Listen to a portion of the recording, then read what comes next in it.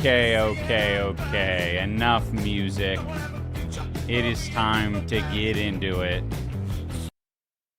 No music. As a favor to all the commentary channels who want to make a video, I'm not going to put copyrighted music in there. You don't deserve it.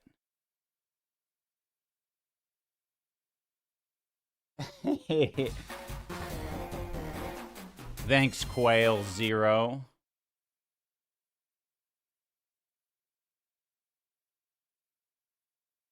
You love the background? All right, I'll leave it that way. All right, guys. So I just uploaded a video, if you're not aware of it. I mean, technically, enough time has passed to where everyone could have theoretically watched it if you turned it on immediately as it came out.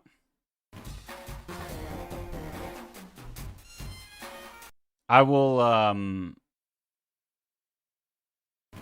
acknowledge all the subscribers at the end of this, I don't know, every 30 minutes or something. But I appreciate it, you guys. I haven't been promoting the stream at all. I've been streaming, well, nearly every day for the month of September. And I plan on continuing the stream streak and talking about salacious things. Maybe mute the soundbite. I might have to do that, actually. Good point. This hasn't been an issue in the past because I haven't had very many people in here. It's only been, 100 to 200 at a time.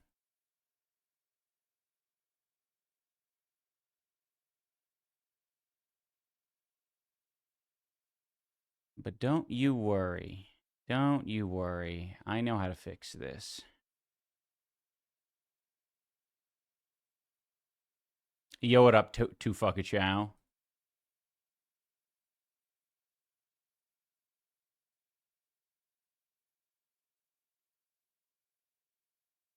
Do I know Diesel Patches? He's obsessed with me. I know all, well, not all. I know 70 to 80%. Well, there's probably a lot more smaller channels, but I know like 70% of the hate channels. And I know they make videos on a lot of different things, but a lot of the channels have made it like a regular, reoccurring thing to talk about Anissa and I.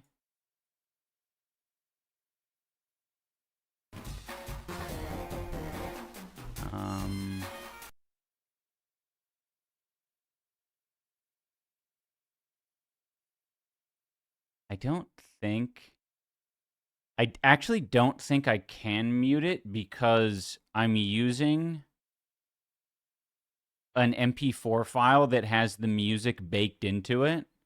Normally, you would put in the audio file as its own thing and then the video file as its own thing. But I just uploaded the video file in there. So maybe today I just remove it and it will be default to some extent.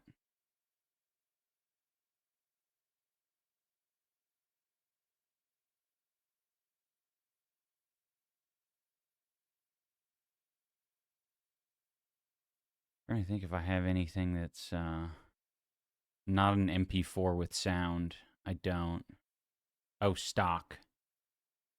Oh, nice. I can choose just one of these lame ones. I'll choose the avocado GIF.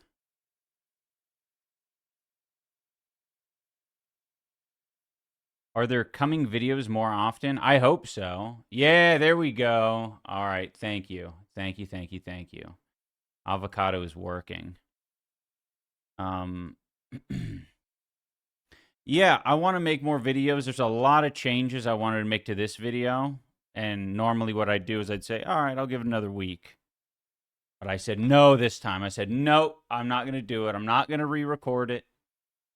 I'm just going to put it out, and we're going to go. We're going to go for it. I'm going to stream. If there's something that I want to say that I missed in the video, I'll say it on stream.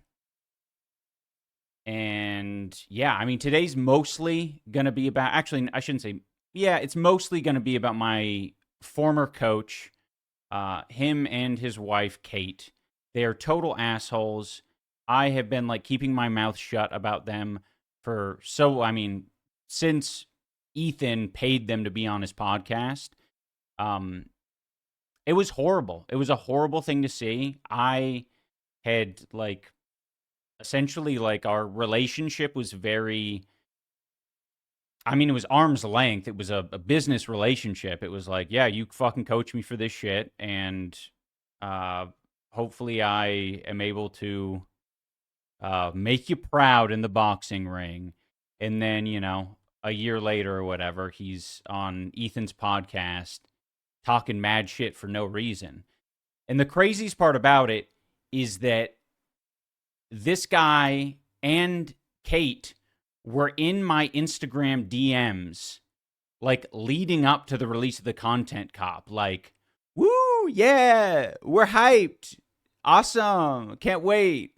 I guess when they found it out that it was H3, they were like, this is fucked up. Yeah, the whole thing was just really gross. And the way they handled it after that was even grosser. Oh. Incoming. Oh, by the way. Now. So thank you, Carb Maiden. I miss you so much. I'm happy here, so I'm not coming home. I watched a commentary video yesterday that was trying to claim that you bringing the food in is something that pisses me off. You asked me to do it. I know. The other day, I told Denise, I was like, I love when you come in and you have something to show to the stream. It's such a non-invasive, nice way to say, hey, I'm here, I exist, and here's some fucking a new treat. But yeah, they said that I hate it, and I'm seething every time you come in. What? If you guys could see Anissa's face right now, she's smiling ear to ear. You seem very angry about it. Adam.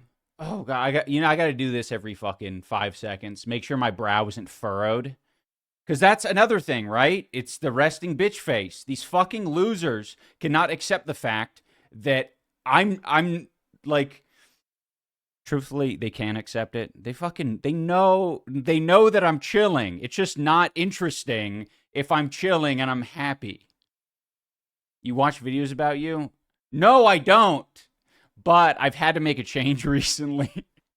I have to go into it because what I've found, I didn't bring up any of my coach or the H3 podcast since the Content Cop, really. And I was like, oh, we'll just let this, simmer down. I know that if we do the volley back and forth, the harassment will never fucking stop because everyone feels like they're not being heard and that it's a war. And I can acknowledge that, you need to touch grass. You need to get off the internet. And so I did that for a while. But, unfortunately, because Ethan's a petty bitch, he decided to bring on my coach. And that started a whole new, deluge of rumors and speculation. And if it was just Ethan, that would be one thing. But all of these, bottom feeder commentary channels, they're just getting their information from the H3 podcast. And just, piecing and, trying to connect the dots and be like, oh, shit, he didn't pay them? And I'm just like, what the fuck? I'm not going to come out and address all of this shit. I made it a policy. That's why I always did a fucking Content Cop and then a deputy, because I didn't want to seem like an obsessive weirdo when I would make these videos, because that's how I see all these commentary channels. I'm like, oh shit, you're obsessive. There isn't a point in which you stop making videos about someone. You are to their credit, they're making money, but it is obsessive. It's very obsessive.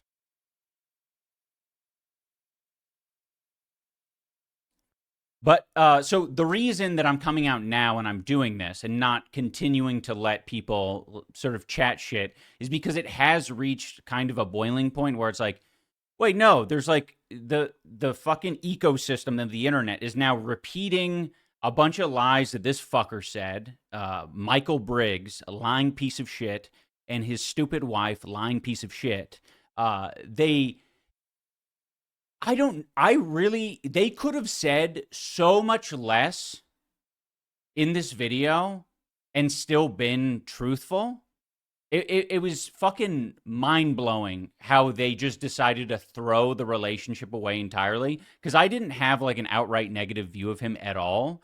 But them, like, laughing about, like, me crying after a sparring session and all this other shit.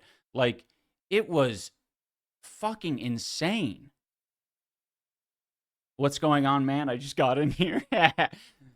Interesting time to come in. But we haven't started the good shit yet. We're going to be streaming. I'm going to be reacting to this. Now might be a good time to start it. And then maybe toward the end, I can, like, open up the chat for some rumor debunking and shit. Should I watch your video first? It doesn't matter, Adam. No one, just so you guys know, I'd like you to watch the video I just uploaded to my channel first. But for today's purposes, I will be repeating what I said in the video as it relates to my fucking coach.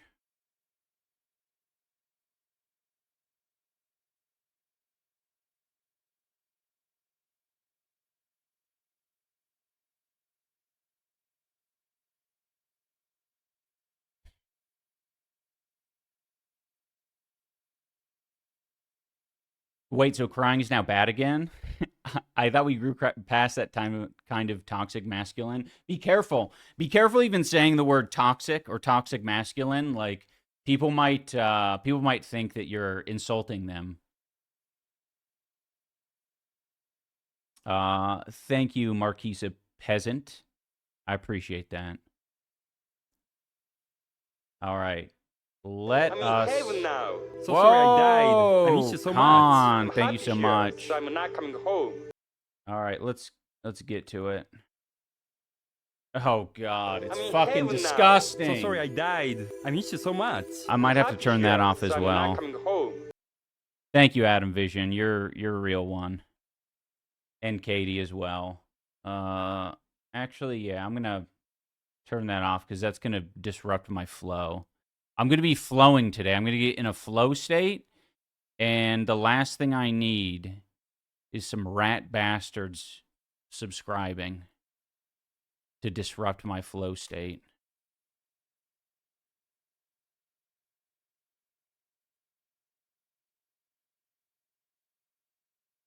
Thank you, Odd Olivia.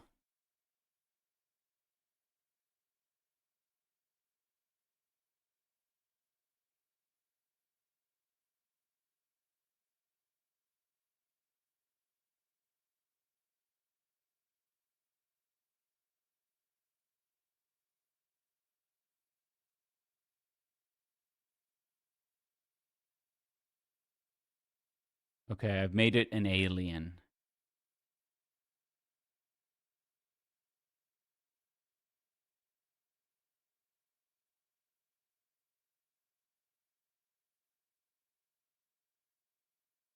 I didn't anticipate this, guys. My apologies.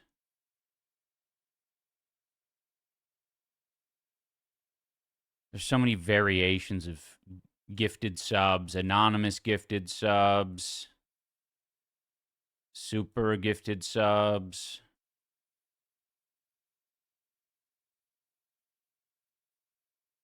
And I hope you guys understand that this is, like, normally something that I'm very okay and comfortable with ignoring and just living my life. It's just fucking cringe. Thank you, Delicero. It's just so cringe. The, like, random people coming through when I'm streaming or when I'm putting out a new video, and then they just perpetuate these fucking lies. Some of them are, like, very subjective, you know?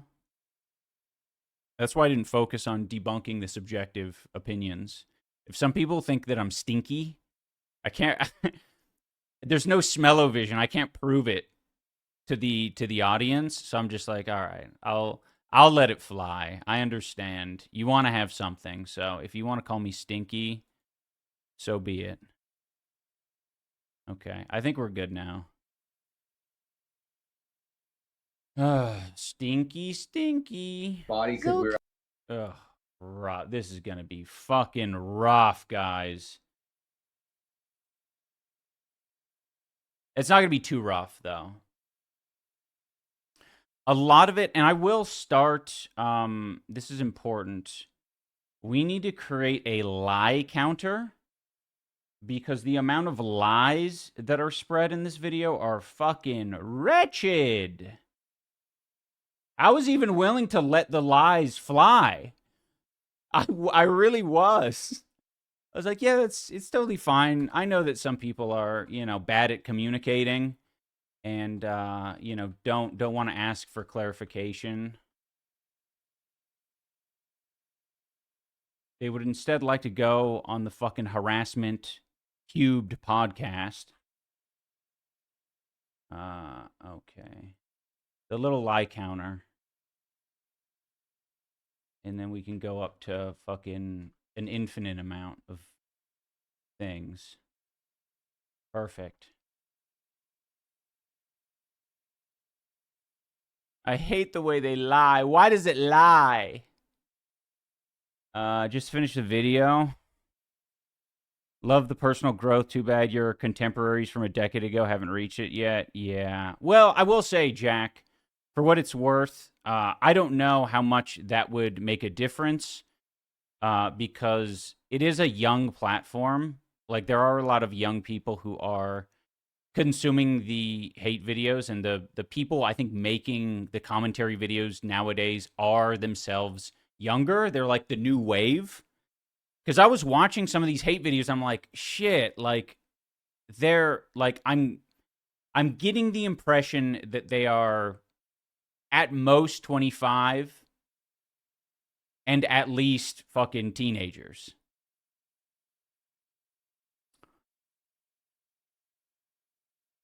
All right. Oh, I'm going to need to refill my water at some point. I'm going to get to, my lips are going to get so dry.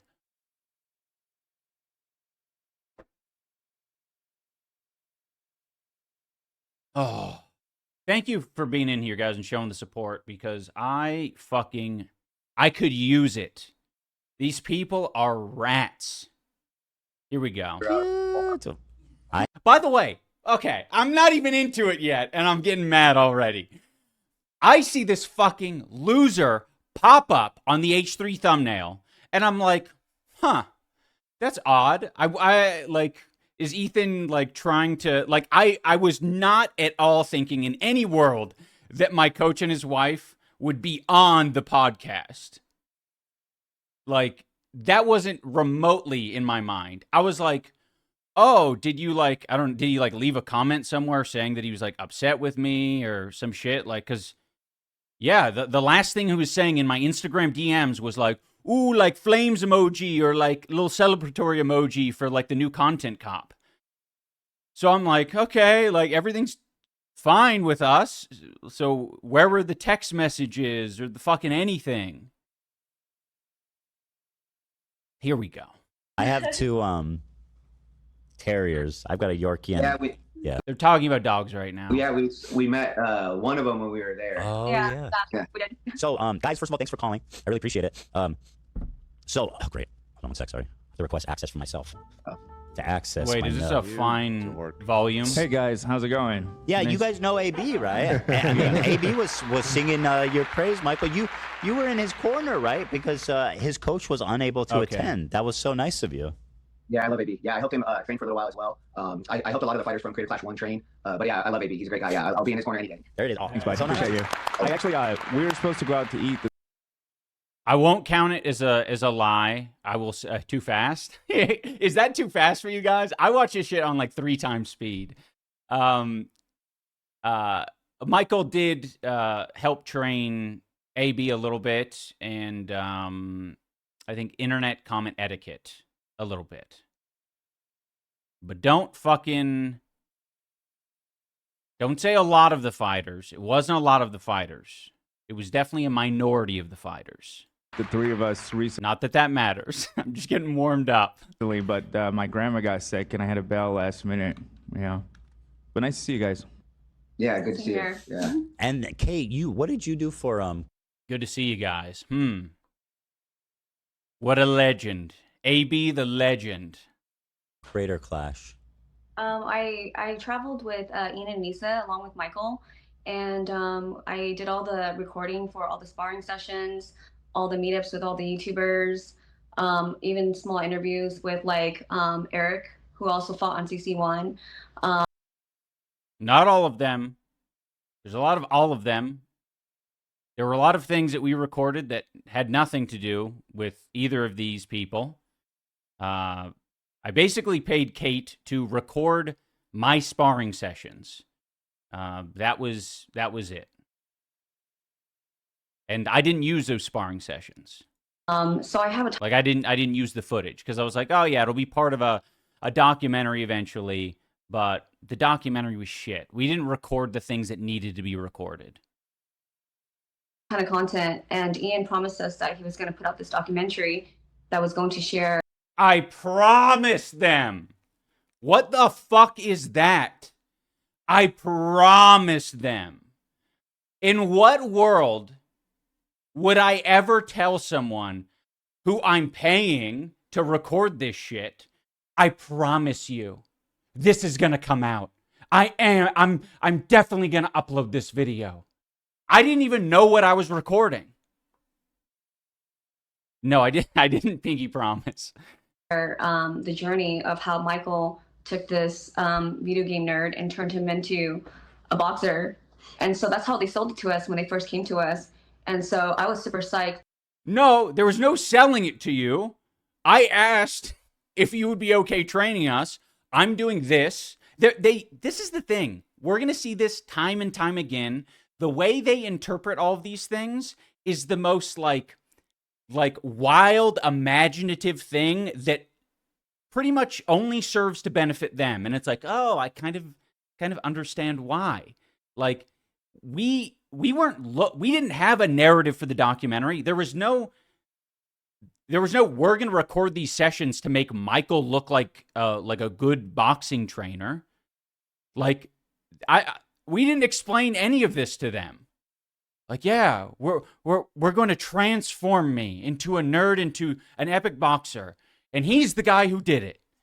It's so fucking stupid. I think that definitely counts as a lie. I'll put that in as 1. Even though there's probably 2 there. Probably been 5 already. That this is going to be a way for me to help build my husband's brand and also put the work out there. But it never came through. And so when he most recently put that video out saying that he told a big lie and he was never going to put out a documentary, and all he has is a ton of 4K videos of him doing stupid shit or something like that, it was actually very hurtful to me. That's your footage that you... Oh my God. Dude, this is... Oh, I haven't seen this. I fucking paid for you to record this footage. Like, a lot of people are paid to essentially be a fucking tripod. You did a good job at having the 4K footage, but that's what I was fucking paying her for. Like, have the footage. It's not insulting for me to have the creative ability to say, this isn't valuable. Like, it's just the same footage the whole time. It's not your fucking fault. It's my fault for paying you to do that. I shouldn't have paid you to do any of it. I should have said, no, I don't need this fucking sparring footage. There's nothing happening here. It's just like, it's very boring. It's not narrative building. It's just a bunch of nonsense footage. If you're insecure and weird about it, then yeah, I guess it's insulting. Like, but it was a comment on myself, not on her. That's crazy. You guys got to understand, having like fucking 50 gigs of like a new person sparring that doesn't make a documentary. He's talking about your footage. Yeah, exactly. 3 years. Yeah, 3 years. But It's not an insult on you. I paid you to record the footage. Jesus. Wow. yeah, well, yeah. Before the 61, we filmed the year. It was 10 months. Yeah. Yeah. Was he paying you at the time, or like what? How was he Yeah, compensating you? Yeah, he did. Yeah, he did. So I do want to say that, like, for dynamic filming, I usually charge $150 an hour for dynamic filming. But because I was under the impression that this is going to charity, me and Michael. What the fuck is that? Okay, that's a big lie. Why is she trying to frame herself as like she's doing all of this film work? I never saw a fucking reel from her.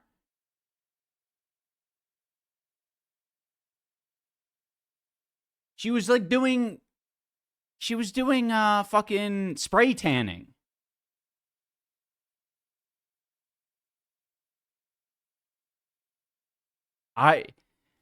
Ugh. I paid you whatever you charged me. Like, I literally didn't fucking question any of it. Whatever bill they sent me, I fucking paid it. It came into my email. I was like, oh, okay, this amount. Paid. Why are you trying to fucking rewrite history? Would always scale back on charging them. So, for example, instead of charging him $150 an hour, I would charge him $100 an hour. Oh, so nice. Oh, so kind. Thank you so much. It's too bad you never fucking said that. That would have been really kind. Like, hey, I'm going to charge you this. Normally, I charge $150 an hour. That is such horseshit. I think he's going to say the same thing about what he was charging me, by the way. So nice. Mm-hmm. Yeah. Yeah. And by the way, I've heard that from other professionals now. I'm starting to hear people say that like one of the announcers put out a video recently. Maybe you guys saw it. He was like, Wade? Yeah. He was like, they offered me a salary or they offered me payment, but I declined it because I was like, it's for charity. I'm good. But then they took that money that he generously forfeit, a guy who's not rich, by the way, and gave it to all the fucking creators. It's nuts. Yeah. Yeah. Yeah, I mean, like, we were also promised. To be clear, I don't know what he's talking about exactly, but I think he's referring to fighters' payment. Fighters got paid and the fighters got bonuses. And I think the talk of bonus might be the thing that like confuses these two about them thinking that they were promised a bonus at some point. Maybe they overheard me and Anissa talking about fighter bonuses, and their brain said, like, fighter bonuses, that has to go to the coach. It's like, no, unless I'm telling you that I'm giving you a bonus, no, it doesn't have to go to the coach. A bonus on CC1, and we never got it. But because Michael was so nice, he didn't want to, like, make Ian feel uncomfortable and ask Ian and Anissa about it. This fucking loser is not nice. He's a terrible communicator. He did not know how to talk. This was a struggle session with this guy. Every time we try to talk about some shit, anything about like, oh my God, we're going to get to it. There's plenty of examples. They go through it. I was pretty upset by it, and I thought it wasn't fair because how is it that we put on this great event? We raised $1.3 million for charity, and he promised us a bonus. I didn't promise him a bonus. And then right after the event, he just kind of pretended. We didn't even talk to them about we didn't use the word bonus anywhere near them. Like he's too busy to check in with us, and then we. Yeah, after. Okay, let's fucking update this like counter with a couple more.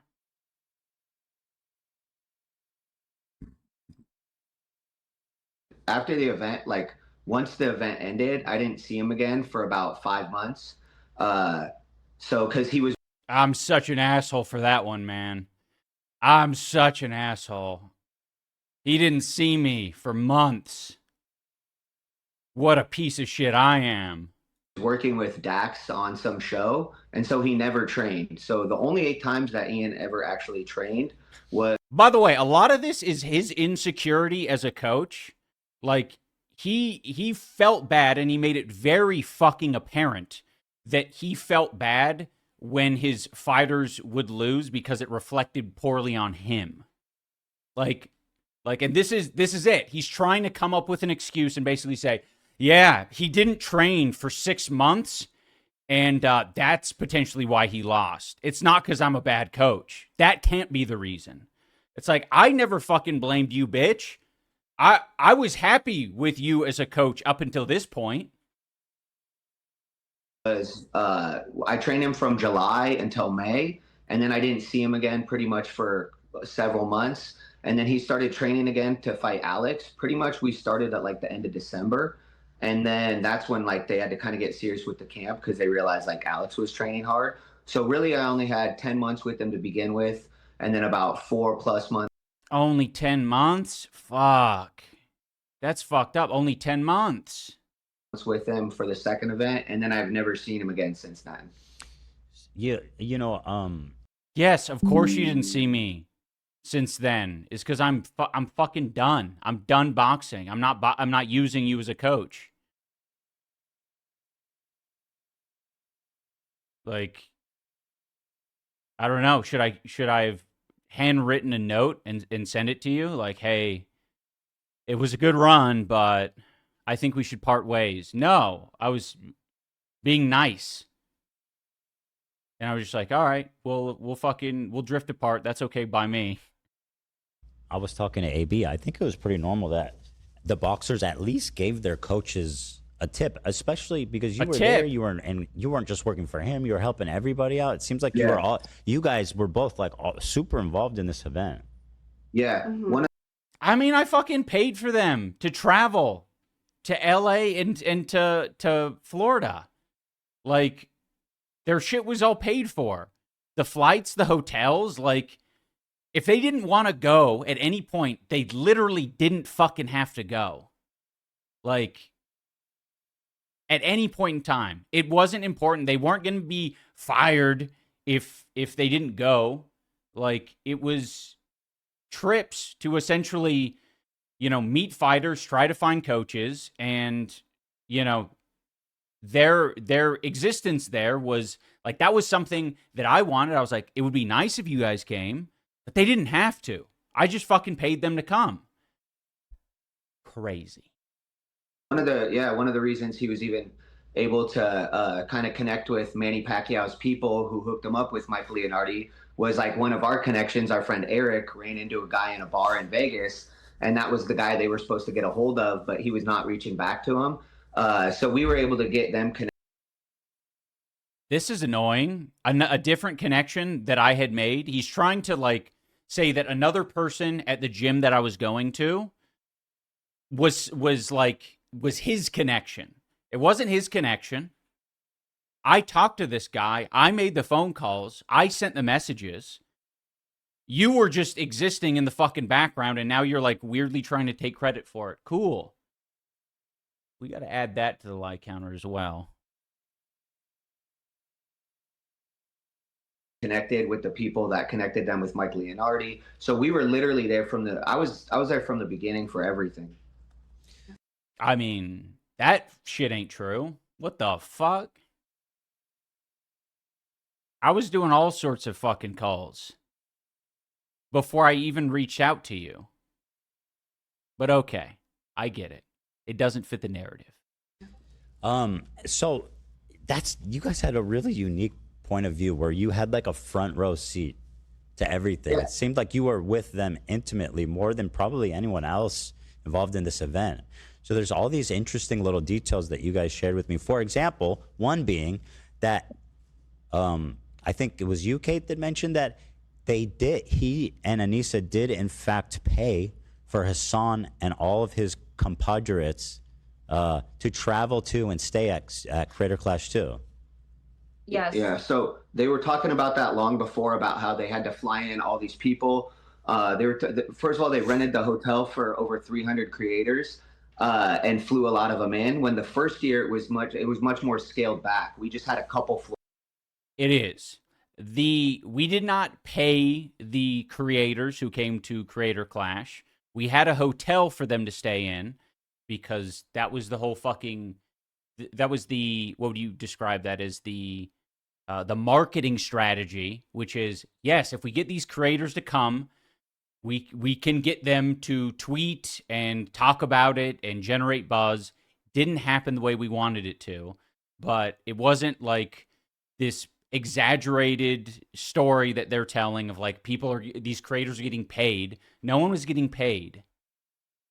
Floors of like some place, like a nice sweet place, but it wasn't extravagant at all. And then the second year, they did that full hotel for 300 creators. They flew a lot of people in. One of the people they flew in was Froggy Tonic, and they flew him in from France. That's insane. And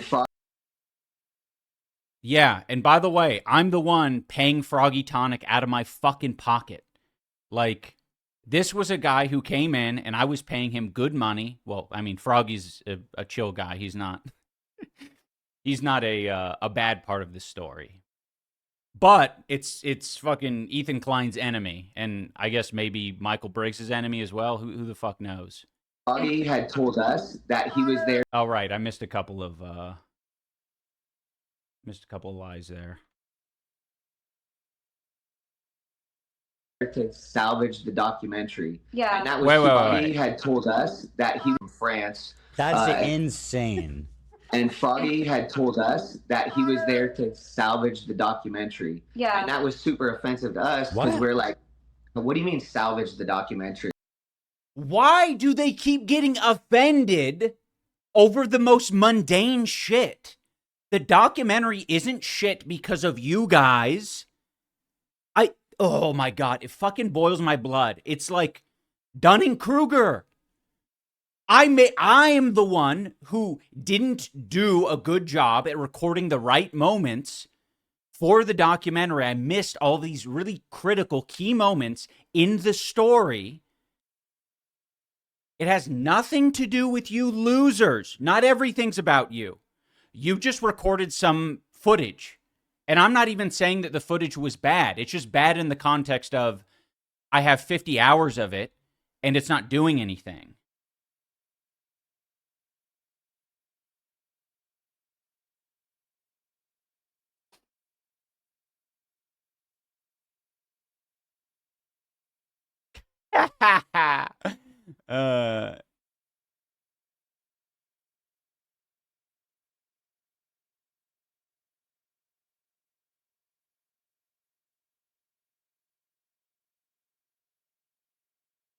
One second, guys.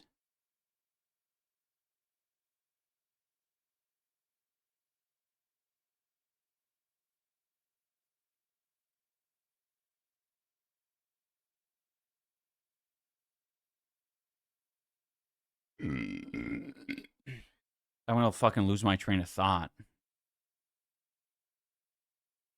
What happened to the screen? Sorry, that was my Discord. Kings and Queens.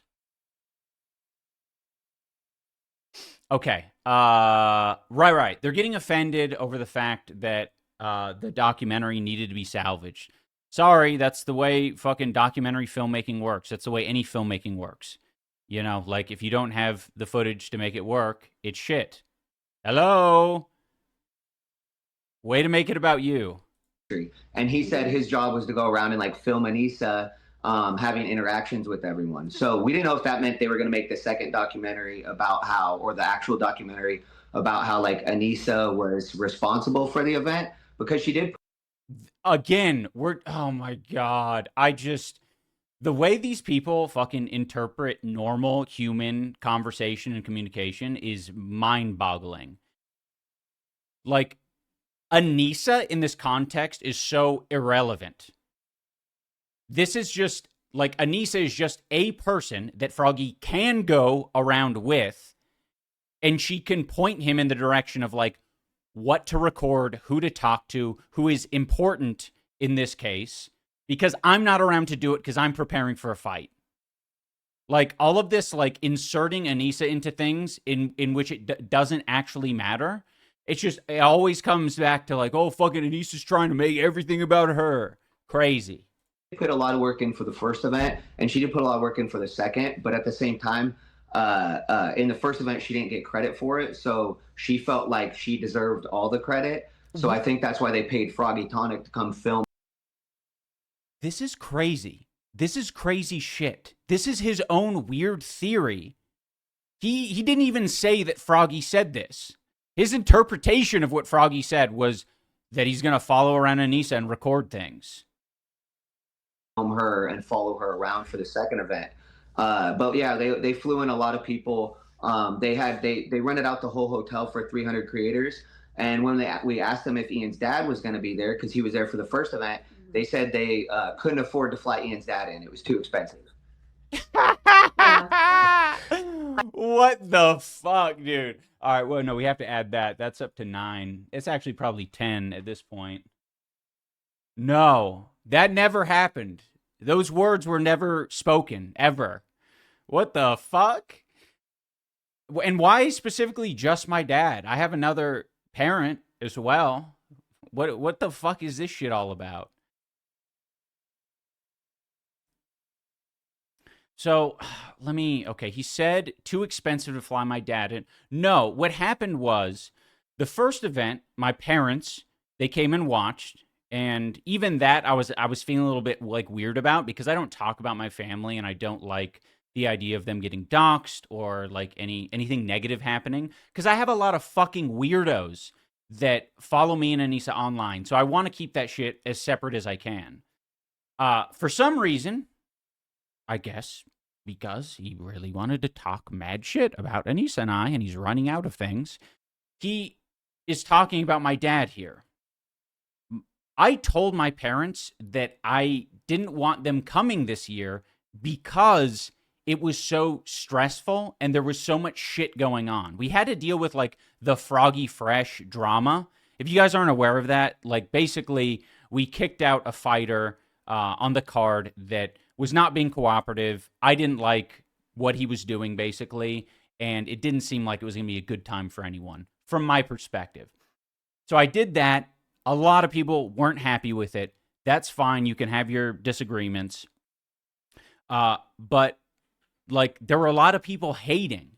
And the last thing I want to do is bring in that, you know, sort of that side of the internet. I don't want them anywhere near, like, the people I care about. So, yeah, very difficult situation, but it's nothing that he was saying about like how I couldn't afford to bring in my family.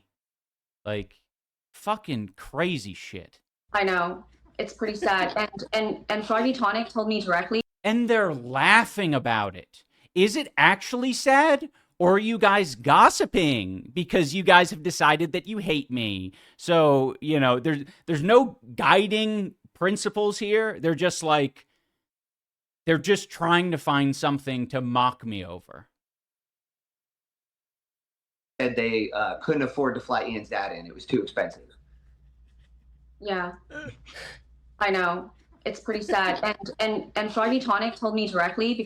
And they're just saying this shit so it sounds like so bad. Like, yeah, we paid for all of these creators, but we couldn't afford my dad. I chose Hassan over my dad. Like, none of this happened. Because I met him at the hotel, right, where we were all staying at in Tampa for CC2. And he was like, oh, you're the videographer that has all the content of Ian sparring. And I said, yes, I'm super excited. I've been waiting for this documentary, but it never came out. So I heard that you're taking it over now and you're going to help with the editing. And that's when Froggy Tonic told me that, yeah, Ian and Issa brought out his whole crew from France. His whole crew? I think it was just him. Well, he had a few people that were holding the cameras, his camera guys. Because the interesting thing was that usually... I mean, she's just making shit up. I mean, I'll add that. It's not particularly relevant, but sure. Basically, you're saying that Froggy Tonic had a whole crew, and I think the idea here is that they're trying to say that we were spending a bunch of money on shit that like didn't matter or something. Froggy Tonic is just a social guy, and he was going around meeting the other people with cameras and socializing and filming. When like someone is a videographer, they would be the one filming most of the time. But it was interesting to me that he was just directing. Yeah, he was more directing. This fucking guy thinks he's Spielberg? Scorsese. What the hell's going on? Camera people with him that were actually doing the work. I don't remember that, but I do remember for a fact that he had told us It's funny that she's phrasing it like it's tremendous work to fucking hold the camera. Like, no, like he's recording valuable stuff. I'm sad that I didn't end up fucking putting anything out, but like he did a great job. Like Froggy Tonic is really good at his work. Us that he was flown in to salvage the documentary. Anyway, so we were just offended by that because we were like, what do you mean salvage the documentary? And then him saying that he had no idea how to make the documentary for the first event. I had taken him from like 140 pounds as like never played a sport a day in his life. 10 months later, he ends up fighting Dr. Mike in front of over 10,000 people with 100,000 pay-per-view buys. And the fight itself was like a Rocky moment.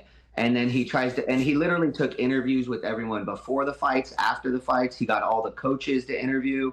And then he. Well, imagine that, Michael Briggs. I did all of that, and that still wasn't enough to put out the documentary. Like, if it's so fucking easy, you make it. Like, like he's trying to build up like this narrative of like, oh yeah, it went from 140 pounds to 188 pounds, and he fought Dr. Mike, and all of this is very epic. It's like, yeah, no shit. That's why I want to make a documentary out of it. It didn't work out. Like, just because it works out in your brain, that's a whole different thing than the reality of what like footage you have and how you're able to assemble it. He said he had no way to make the documentary. So I was just like, how can you not make it? Well, let's be real, guys. Like, I can make the documentary. I could put the documentary out tomorrow, but it's gonna be shit. Like, I'm not gonna fucking put out like a shitty product. I don't want to do that. Like, what the fuck? Oh, yeah. AB made a documentary. Everybody made a documentary. AB, Harley. I was in their documentaries, but I wasn't in Ian's documentaries. Yeah. I wonder why. It's almost as if their documentaries were just about their specific little path, and all they had to worry about was boxing and recording it. And they just had to fucking show up. We had to do all of this other shit. Okay. Calm down. Everything's fine. What the fuck?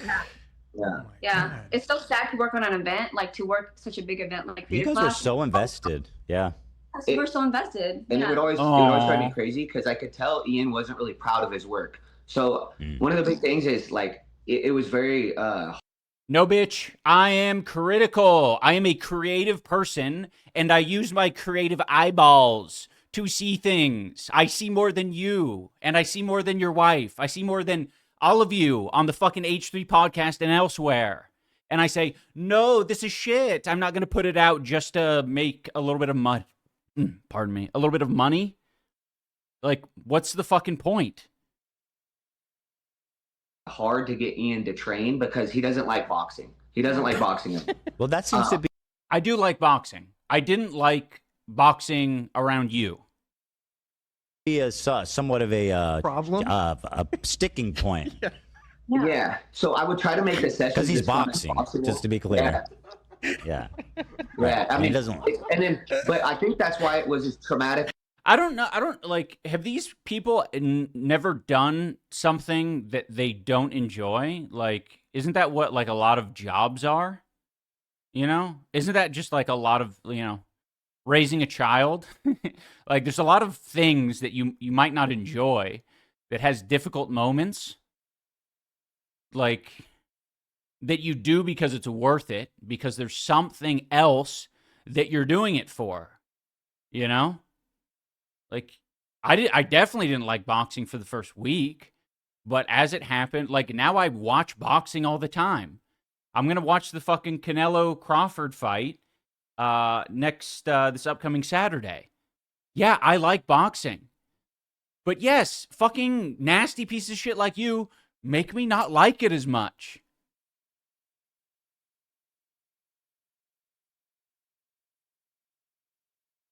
Because it was for him as well. Because he was dealing with like a lot of trauma and a lot of issues when we were in our boxing sessions. And don't get me wrong, that happens with a lot of fighters in general. Because fighting's a very hard, whether you're fighting MMA, boxing, whatever, it's very hard because you're getting beat up constantly. And then you're supposed to show up to the gym the next day and the next day and the next day. AB can attest to it, right? So it's mentally very hard. So I did feel bad for him because I could tell his heart wasn't into it. So then to be into something like that your heart's not into, that's why I didn't see him once the first event ended. We didn't see him again for several months. And I told him, hey, come in once or twice a week, train for fun, make it fun for yourself. Because when you're in a fight camp, it's not really fun. I got other shit to be doing. Yes, just fucking blame me for the loss. All right, dude? Like, it's fine. There's other people. This guy needs to fucking get the chip off of his shoulder. Like, in all of these boxing MMA matches, there always has to be someone who wins and loses. There's no, like, I got second place, right? There's a winner and there's a loser, okay? Like, it's a fucking, it's 50-50. Like, it's gonna happen. Just fucking get over it. You just have to keep training. Right. But then he never came back. And then so I was like, oh, wow, he really doesn't like boxing. And then he did. No, I have other shit to be doing. I have a creative mind. I wanted to make a show with Dax Flame. And, like, it fucking wasn't important. Like, I was still running. I was still keeping my cardio up. I was doing all the, like, important things to be, like, physically fit. Ah, it's just insane. Ethan Nestor. It's such a bad time to be named Ethan, let me tell you. Sorry, dude. I'll start saying Klein. I'll start saying Dr. Klein. Did an interview with Anthony, or the guy from Smosh, and he was talking about boxing, and I was just like, oh, he doesn't like boxing at all, and he's making it like public now the way he was talking about it. And then even in the video where he's trying to promote Creator Clash 3, he said, oh, all I have is 4K footage of me going, and it's like, that's called boxing training, Ian. That's what boxing looks like. Yeah. Yes, you fucking dipshits. I'm saying that's all I had. Just having boxing training does not make a documentary. They're fucking brain dead. Actually brain dead. Like, how many times are we going to revisit this point? It doesn't make a documentary to have nothing but 4K footage of you going, That's why it's in there. That's why it's a joke. That's literally what you're doing. And then if you notice, after he walked out of the third event and stepped away, he goes, I'm through with this boxing shit. I've been doing it for 4 years. And I was like, well, wait a minute. You trained for 10 months for the first fight. You took 6 months off. You trained 4 months for the second fight. And then you never came back to boxing again for over a year. Dude, can these people not fucking piece this shit together? Like, it's poetic language. I'm describing the start of the interest in boxing, which was the beginning of Creator Clash, essentially saying, maybe I'll fight Rice Gum, to now. Like, that was a long time for this shit to be on my mind constantly. Like, even when I was doing the shit with Dax Flame and, like, trying to make a show, I couldn't rest. I couldn't be like, all right, like, I'm chilling. Like, it's back to my normal life. I'm retired. I still had to think of staying in shape, lifting, and eventually returning to the fucking boxing gym. It was still planned. It was still planned that I was going to be fighting, so it's not like I checked out completely. It's like, yep, no, it still happens. And I think a lot of you, and especially the boxers out there, can attest, when you know a fight is coming up, even if it's like 6 months from now and you have all this time to train and prepare, you are still going to be stressed out about it immediately. There's an immediately a feeling of like every day that passes is a day wasted. That shit sucks. Not saying that it is like wrong or that, I don't know, that I wasn't doing it right. Like, you can always make that claim that you didn't train hard enough. And I'm fine with him making that claim. It's just, like, I don't know. It was fucking 2 years ago. Get over it. Thank you. Okay.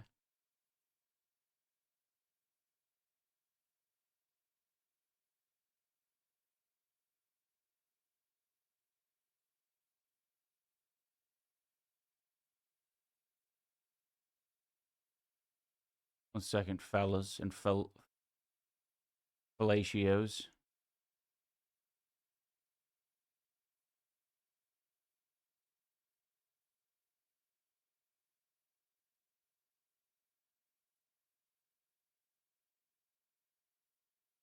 Oh, I see. Okay. Anissa sent me something and she like misspelled the word crazy style. But I love my wife even though she misspells words sometimes. Yeah, and another thing, another part of this like he just described like me saying I'm done with his boxing shit. Here, let's listen to it again. I was like, well, wait a minute. You trained for 10 months for the first fight. You took 6 months off. You trained 4 months for the second fight. And then you never came back to boxing again for over a year. So I'm like, how are you sick of boxing? Like, you obviously hate boxing. So. Okay, so I think what he's interpreting is me basically saying I'm like done with this shit because there was a lot to it, right? Not only am I boxing, but I'm also like sacrificing my ability to make money because I wasn't like, you can look at my fucking YouTube channel and see how little activity I had going on during that time. I wasn't making money and I was spending money. I was paying him, I was paying his wife, I was paying Froggy Tonic, I was paying all these people to hopefully get something that I could put out there to make money with. It didn't end up panning out. So I'm like, yeah, I'm fucking done with this. I'm not going to keep doing this and try to like fit a square peg through a round hole. It wasn't working. But you didn't tip? Yeah, so it was hard for me as a coach to just get him to train. Also, like half of the sessions, we'd have to train Anissa. So every session, instead of being just training for Ian for a fight, I would have to. Yeah, I mean, to be fair, Anissa did come with me to every training session because we love training together and it was great for her. And initially she was going to fight, but like it was good. Like it was very valuable. I was able to learn things from watching Michael train Anissa. It was very, I think it was a good setup. Obviously, he's using it as an excuse here to basically say, she bogged us down. We would have been able to train so much more, and it would have been so much better if she wasn't there. He got paid. Why is he mad? Because he doesn't feel like he got enough out of it, I guess. Take half of the session and train Anissa. So whose idea was that? Hers. Yeah. Hers. No, that, like, we were both training. Just because you're training me for an hour and some change doesn't mean that while training Anissa also, that doesn't mean that I would have then done the full 2 hours. I would have done the hour. That's not how fucking things work. Just because Anissa's there doesn't automatically mean that I'm not training as much as I would have. Like, that was my time to fucking have a break, and I would have had it regardless. Yeah. But the thing about it is, I wish that for other people, that your partner wants to spend time with you and wants to do the things that you enjoy doing and wants to work out with you, train with you, hike with you, run with you. That's a good thing. And, you know, really the only way to paint it as a bad thing is like him basically saying we lost because I would have had more time and it's her fault. Ian goes along with it, right? Because I feel like if Ian would have said, hey, no, I need the time to train, it might have been different. But he's just like, oh, no, she needs to train. What are you talking about? Okay, another lie, another fucking crazy-ass lie. She needs to train. I never said that she needs to train. It never came out of my fucking mouth, because why would I? Also, he doesn't challenge you to your face. Like, there's a point in here in which he says, very deliberately, well, Harley the unpaid intern, challenges him, the only person who challenges him on this show. He says, like, did you confront Ian about this bonus? And then he goes, nah, I just let it be. And it's like, okay, well, fuck. Like, you are the one who's scared of conflict. You are the one who's scared to communicate. Fucking communicate, bitch. Like, it's not my problem. Like, you just want to gossip about it later with a guy who hates me so that he can just fucking massage your ego the whole time. Before I trained. But she didn't even fight. She wasn't even fighting. No. And so literally, in like the training footage, half of the sessions I had with him would be with her.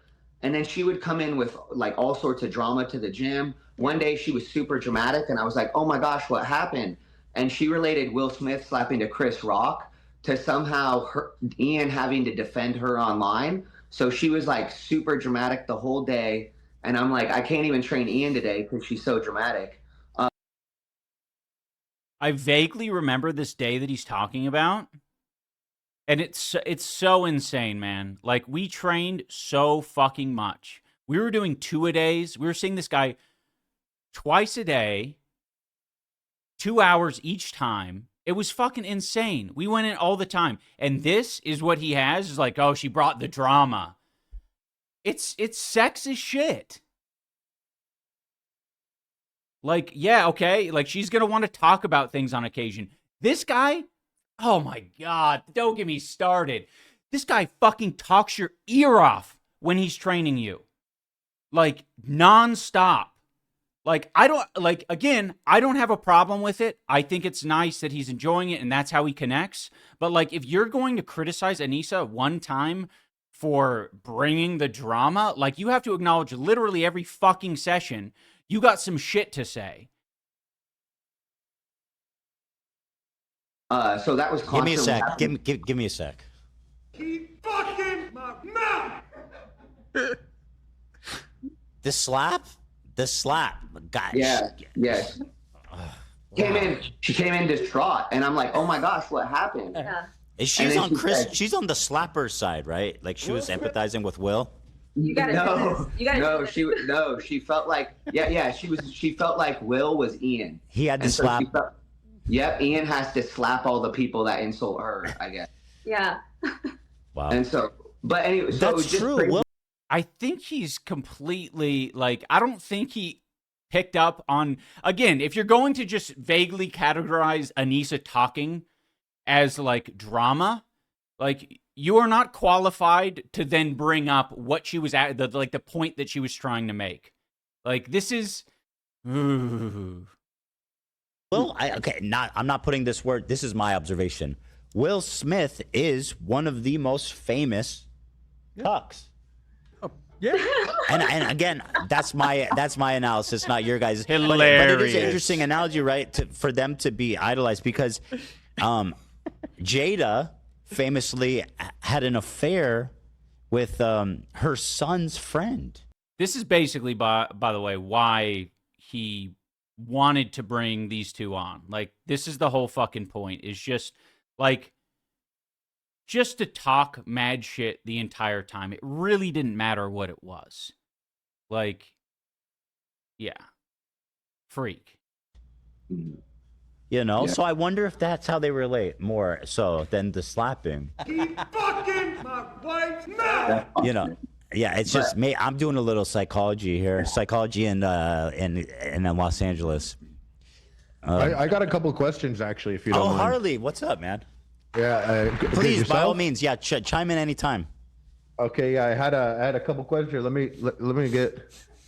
What's let me happening? set this up right here properly. Oh! Get this in order. Did you guys get any paperwork, by the way? Did you guys sign contracts? The fighters had contracts. I'm curious if the coaches had. No, we never had a contract. No. Oh, interesting, because that would have been like something that would have detailed what's like what like, I mean, did they, I guess by word they told you it was charity and they didn't ever. Right. Yeah. So, and I'm still hoping that the first event was all charity, other than Ian taking his fighter purse. But what was crazy about that is then you said you had a $27,000 bonus. And I was always under the assumption that there was no bonus because even though he told me there was a bonus, he then did. Wait, is he interpreting Harley's bonus, like Fighter's bonus, as his bonus? Again, like if you thought that Fighter bonus meant that you got a bonus, like that's something that you should communicate. You should talk about that. You shouldn't just say, I'm assuming that means it's mine or I'm getting a percentage of that. Disappeared for 6 months and I never saw him. So I was like, was there a bonus or was there not a bonus? And you Seems like you got your answer. You confronted about that? You asked them, or you didn't want to? No, because I'm the same way. By the way, I never spoke about money with Creator Clash. I have a guy on my team that does that. I wanted to not talk about money, and plus, it's awkward when it's a charity thing. You're like, I don't want to. Am I going to ask for money? Yep. Right. Yeah, and it's awkward when it's your fighter, and then you have to train him for a whole nother event. And I mean, truthfully, like a lot of times, fighters will say they're going to pay a coach and then not pay a coach. So that happens sometimes. That happens sometimes, but it didn't happen with you. I paid you the whole fucking time, and I paid you exactly what you were asking for. And you never talked about a bonus. And, yep, every time that little Michael Briggs notification came in, your ass got paid. And then you're like, oh, you know what? I want to fucking ruin my my reputation online, and any potential clients that come to get training from me. I want my name to be online where I'm dogging the shit out of a client who paid me well and flew me around to be part of these events. So truthfully, unfortunately, I'm used to that, right? Where they're like, oh, there's more money coming in. And then the more money coming in just goes to them. So you get used to that as a coach, but I am under the assumption that the first event did all go to charity. And then the second event was supposed to go to charity, but instead it went to the hotel, the pre-party and after party. Was and there a moment about the after party? Because he said he was using the after party to help promote the event, but I have no idea how an event after the fight will generate money for the fight. Well, so that's it. In his most recent video of concern trolling, in the beginning, he says he's explaining how they lost money in the second one, and he goes, the event before the boxing was to promote it, and that sounds reasonable and normal. But I don't think he even mentioned the fact that there was a massive gala after the fight where Anissa got to play as MC and give out awards and shit. So we actually didn't even know about the gala until about probably maybe less than a week before the event, or a week before the event. The only reason I knew about the gala. Yeah, it's almost like you were just the trainer. It's almost like we were running the event and you were just our trainer and you're just training for us to box. Gala was because Ian had invited some of his training partners and they were on the email list. And so they kept telling me there was going to be a gala. And I assumed they were talking about the pre-party because the first year they did do the pre-party, but it was much smaller. It was on a way smaller scale than the second year. And then also, so we had no idea. So when everyone was asking me about a gala, they're like, what are you going to wear? I was like, I'm going to wear sweatpants. What are you talking about? And then they're like, what? You're going to wear sweatpants to a gala? You're crazy. And I was like, first year, the first year was like a little party thing. It was like a Sweet 16 vibe, which is all you need. It's game set up. Yeah, we had Super Smash Brothers set up. It was in the hotel both years. That sounds great. It was much more casual, but if you dressed for that, like I was told specifically to dress nicely for the gala, that there would be pictures and such. Yeah, we found out it was a red carpet event that they flew Getty Images in for. So they straight up flew Getty Images to take pictures for. Well, one second.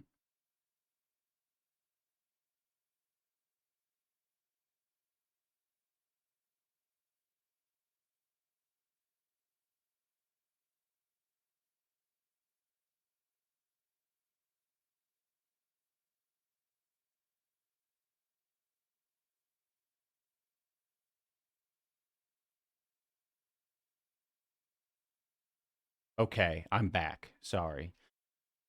Here, let me go back a little bit. It's Game set up. That's it. Yeah, We so had, it's totally. So yeah, to be clear, the first year we are definitely flying by the, I'm not muted, right? Unmuted for the burp. For the first year, we didn't know what we were doing. Like, we were very much like trying our best to promote the event in any way that we could, and using the first event as the framework. We essentially did the same thing the second year. We just spent more money on the parties at the hotel, and we had the hotel booked out, basically. And the whole point of that was to really lean into the idea that these creators, like last time, the event did super well. 1.3 million for charity was a big deal, and we felt like that would work again. We had, we didn't have any fucking data to back it up. You kind of just have to send it. And we don't have to send it. We sent it. And, the narrative that, like, well, here, let me rewind it a little bit. The gala until about probably maybe less than a week before the event, or a week before the event. The only reason I knew about the gala was because Ian had invited some of his training partners. Oh, yeah, and that is important to note. Anissa and I weren't making money on this shit. And it was, like, that wasn't ever part of Creator Clash 2. And they were on the email list, and so they kept telling me there was going to be a gala. Except for the purse. But no. I didn't get my purse because, obviously, didn't make fucking money on the event. And I assume they were talking about the pre-party, because the first year they did do the pre-party, but it was much smaller. It was on a way smaller scale than the second year. And then also, so we had no idea. So when everyone was asking me about a gala, they're like, what are you going to wear? I was like, I'm going to wear sweatpants. What are you talking about? And then they're like... Yeah, I think he's just essentially saying, like, he was so out of the loop. People weren't telling him what was going on. And it's like, yeah, like, a lot of this shit was also just out of our hands. Anissa and I didn't do the budget. We didn't do any of this shit. We were like, we didn't. I think if we were in charge of the budget, it would have looked a lot differently. But what are you going to do? They're like, what? You're going to wear sweatpants to a gala? You're crazy. And I was the like, first year, it was about? like, the first year was like a little party thing. It was like a Sweet 16 vibe. Which is with all little, you need. Like, It's game set up. that's it. Yeah. We So had it's totally... Super Smash Brothers set up. It was in the hotel. I mean, it's very easy to say that that's all you need, like, after someone else has an event that doesn't do well. Like, you can then do this, like, hindsight 2020 shit and be like, yeah, like, look at the first year. All you need is a little party. And then it's like, well, if that did bad, then people would be pointing to that saying, well, what the fuck? You're just fighting. Why would you even do a party? That's a waste of money. So it's like, you can always point to the one that doesn't perform well and say that it's the party that did it. It's the party that's the problem. It's like, no, everyone was happy and, encouraging of the party after the first year. It was like, this is good. This clearly created some buzz and got people excited. Hotel both years. That sounds great. It was much more casual, but if you dressed for that, like I was told specifically to dress nicely for the gala, that there would be pictures and such. Yeah, we found out it was a red carpet event that they flew Getty Images in for. So they straight up flew Getty Images to take pictures for the event. But I don't know how the Getty shit works, but like they just fucking have they have a bunch of photographers. They just roll up. It's nothing crazy. Yeah, we didn't fly Getty in. Getty it's a fucking company, and there's, I guess, independent photographers. They're just people who come by and take photos. Why are they trying to make it sound like it's extravagant shit? They flew Getty Images in. Getty himself, Mr. Getty. So, yeah, they're the only. Go ahead, sorry. Oh, I was just going to say, when we asked them about it, and I said, hey, is there a gala? And they said, oh, you guys, don't even worry about it. You don't have to go to that. And I said, what? This is what Anissa said. And I said, what? And I said, well, some of the sparring partners got invited. And she said, I don't know how they got on that list. They weren't supposed to be on the list. And in my mind, I'm like, Ian had invited them. He sent them the email personally. What?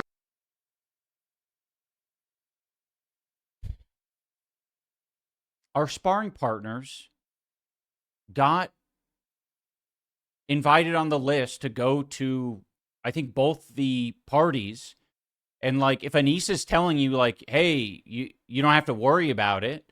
Like, if like, this is the communication problem. Like, if you want to go to the party, you kind of have to ask. You have to say like, hey, like, I just realized I'm not on this list. Kate and I aren't on this list.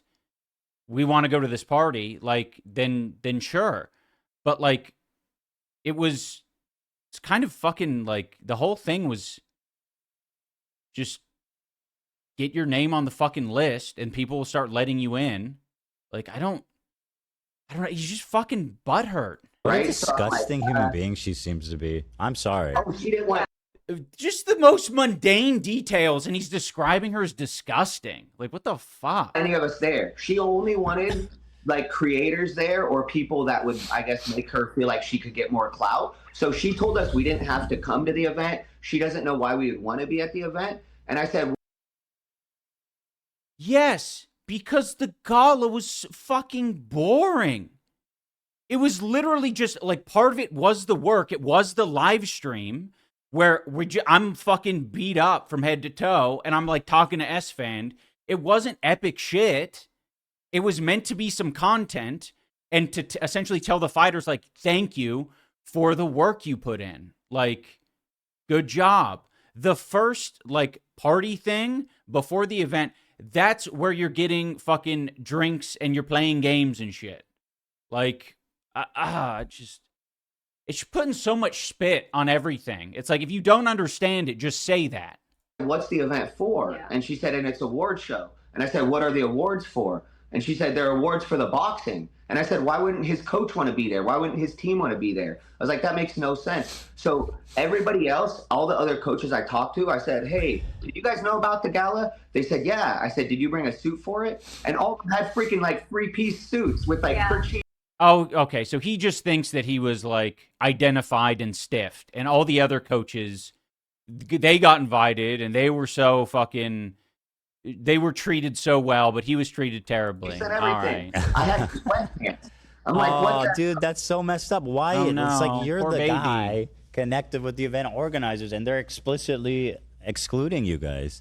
I know why. I honestly believe that the reason why Ian and Nisa excluded us and did not want us to know about the gala is because we're both very professional, we're both very direct, and very transparent. If they told us that they were going to throw a huge gala after the fight, Oh my God. Oh my God. That is fucking awesome. Let's hear that shit again. Excluding you guys. I know why. I honestly believe that the reason why Ian and Nisa excluded us and did not want us to know about the gala is because we're both very professional, we're both very direct, and very transparent. If they told us that they were going to throw a huge gala after the fight and it was going to cost a ton of money, we would have asked them, why are you doing this? Yeah, Because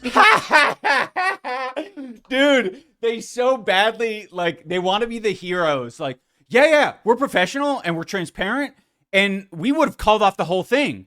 And, like, you know, we basically watched all the fucking commentary videos about how the Creator Clash 2 lost money. And so now we know, hindsight 2020, what the problem was, or what part of the problem was, which it wasn't even part of the fucking problem. Even if we didn't throw that party, there wasn't enough ticket sales to pay for the event in its entirety. Like, that's what everyone forgets, is like, these parties are pretty fucking irrelevant. It just means, you know, at the end of the day, more debt for us. Like, that's all that means. But they, for some reason, not for some reason, they're geniuses. They're like, they know that we're real. We have a keen eye, and we would have looked into their books, and we would have known that this is a big mistake. because Anissa already told us. Meanwhile, they're on the fucking the harassment podcast. They're getting paid $5,000 to go on the harassment podcast, and then they're talking shit and making fun of me for crying. Very professional. Very professional. She shared with us prior to CC2, like a month before, that they were negative. Was it 500K already? Yeah, at the Whoa, time. whoa, hold on. Yeah, that's important. Say that again. Say that again. They were negative 500K before the event. Yes. So going up to the event with the ticket sales and the PPV sales. I had no clue they had all these feelings about me. Yeah, they're fucking, it's craziness. But yeah, the event costs money. Like, you need to pay for loads of shit leading up to the event. The hotel need to get paid for, the arena need to get paid for. There's a lot of shit. So yes, of course it's going to cost money. I don't know why this is a surprise. When the event started, they knew they were down $500,000. That is how it works. Yes. Keep in mind that they moved to a bigger venue and they sold a lot of tickets. But before the event had started, they said we're fine. So the reason we found this out was because I wanted Ian to start doing 2 training sessions a day. And I said, Ian, you need to start doing 2-a-days. And he was like, why should I do 2-a-days? And I told him, I was like, Ian, you're not good at boxing, man. My brand is at stake. So you need to do 2-a-days. That's what pro boxers do. And so I told him. Wait, did you actually say that to him? Yeah, yes. And then I told him, I said, my brand is on the line. I said, you can go back to YouTube. My whole life is fighting and coaching fighters. And I'm like, this is actually fucking crazy. This is so crazy that he's saying this right now. I will say, he did say his brand was at stake. That is true. But when he said that, and he said, like, you have nothing to lose, I have everything to lose, basically, he said that the day before or 2 days before I was going to fight. That's when he said it. He didn't say this shit months out. He literally said that 1 or 2 days before I was set to fight. Yeah, and he knew that was a fucked up thing to do, because we told him as much. I was like, yeah, this is like not the kind of like pressure that I like do well with. Like, this is not good for me. And it's also just kind of fucked up to think that like my shit isn't on the line. It's like, I've been paying you to do this. Like, if I fucking like lose in a boxing match, that does not mean that you're not going to get clients. Just in the same way that if I win in the boxing match, I think he maybe galaxy brained himself into thinking that someone who wins a boxing match, an influencer boxing match, that they get all of these opportunities presented to them. That's not the case. You just go back to your normal fucking job. Like, that's it. Like, all the connections that you would have made, that was us flying you to LA, us flying you to Florida, and you meeting all of these people. Those were the connections. So you had that on lock. I don't think this is going to ultimately benefit your career in that way. Like, so if you don't have a good performance, that's going to look bad on me. After the first event, for the first event, he didn't do any of his cardio. So that's why I ended up gassing out so bad. And I truthfully believe if he would have just done his freaking cardio, that he would have won that fight. But I mean, this is just fucking rewriting history. I mean, just say, like, if he would have done better, if he would have trained more and trained harder, then he would have won. Like, you can still blame it on me, but to make it seem like I was being like a delinquent on my training and I wasn't putting in a ton of work, I can fucking guarantee that maybe aside from Dr. Mike and Alex Wasabi, I fucking trained harder than most people on the card. I mean, obviously, I'm bringing up those guys as the example because they beat me, not because it was set in stone, but they were competitive fighters. So, like, of course, they're gonna do well.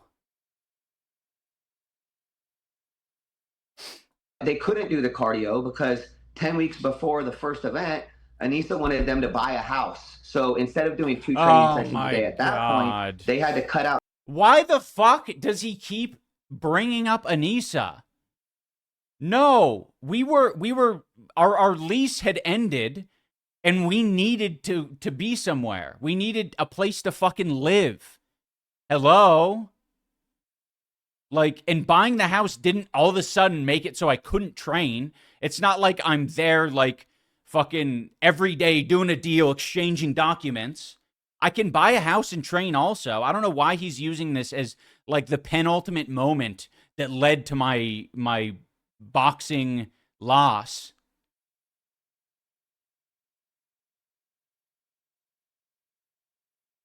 Out training to go look to buy a house. And he moved into his new house the week before we left to Florida. So he literally wasn't training like he was supposed to for that whole first event because they wanted to go buy a house when they could have just rented a place for 6 months or a year. What's the difference in this case? It didn't take up my time. It maybe took up 1 or 2 days max. Like, and again, this is part of the theme, right? Is like, this is something he felt some kind of way about, but he never brought it up to us, presumably because he knows that it's fucking stupid. Like, why would you bring this up to me? I'm just going to say this shit directly to your face. Like, what did I miss? 1 day because I'm moving? All right, dude. Cool. And then Ian could have focused on the fight, had the fight, and then found a new place. So I found that super offensive. I'm like, you're not doing anything I'm telling you. And they would lie to me. Oh, it's offensive. It's offensive. And he would tell me he was doing his road work. They would lie? Why would he lie? That's like lying to your doctor. It made no sense. I'm not lying. I did the work. What the fuck is he talking about? Like, it's not difficult. Like, that's what I was busy doing. That's why I wasn't making videos, is I would fucking come in, and on days when I didn't come in to see him, and by the way, it was like, 5 to 6 days a week, there'd be seeing him sometimes 2 times a day. And then when I'm not seeing him, it's very easy to fucking run. Like, that, I was already doing boxing training. It's not like I'd abandon that and be like, oh no, today's fucking rest day. The boxing training was infinitely more exhausting than doing a run, but I'm not going to do the run. Okay.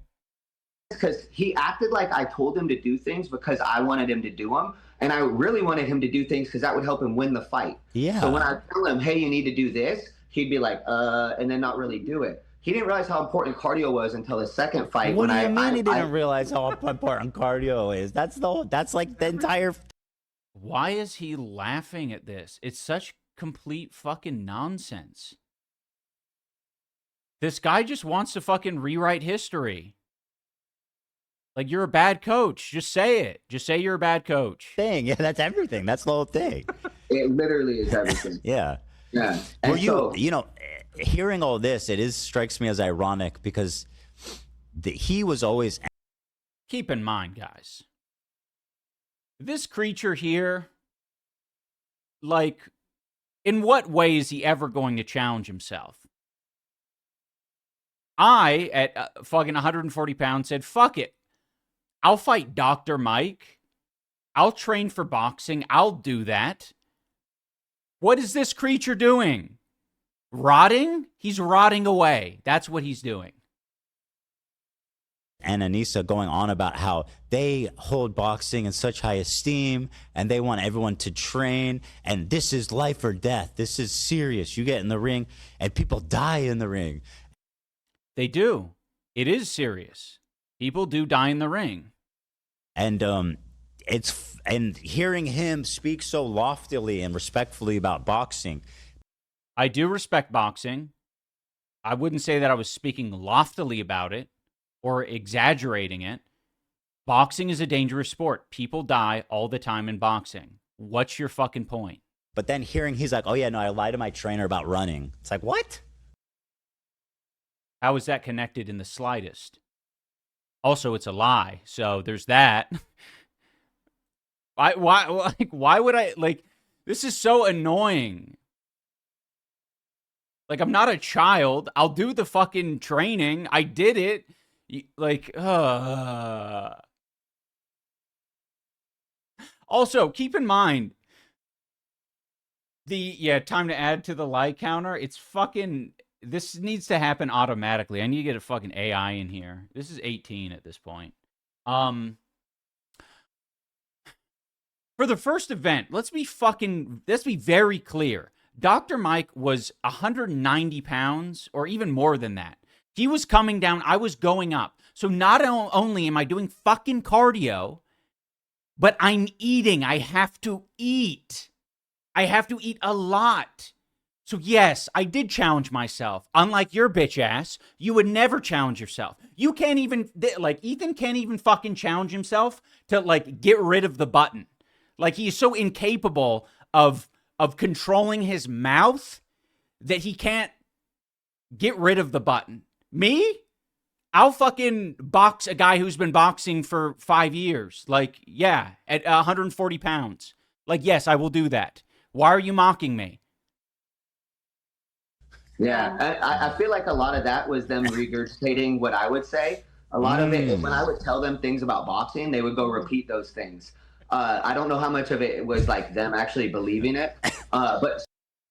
Well, yeah, you are our coach. You are our trainer. So we are going to repeat things you say sometimes, you know?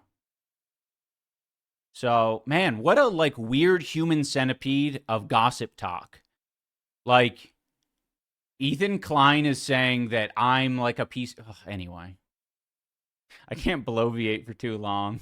So for that second event, so I tell him he needs to do 2-a-days. This is like 2 weeks before the fight. I'm like, we need to do your 2-a-days. And I said, my brand is at stake. Well, he went and told Anissa that I told him my brand was at stake. So the next day she comes into the gym super mad and she's like, our brand is at stake. We're $500,000.